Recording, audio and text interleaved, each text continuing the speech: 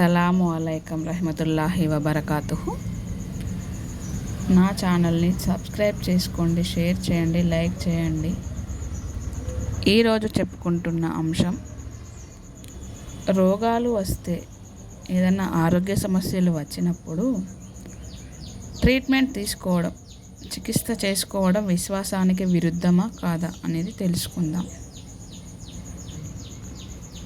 రోగాలు వచ్చినప్పుడు చికిత్స చేయించుకోవడం, మందులు వాడడం విశ్వాసానికి విరుద్ధం కాదా అని ఈ సందర్భంగా మీకు సందేహం రావచ్చు. దానికి సమాధానం ఏమిటంటే, ఇస్లాం ప్రకారం కష్టాలు తీర్చుకోవటానికి, సుఖాలు పొందటానికి సాధనను ఆశ్రయించవచ్చు.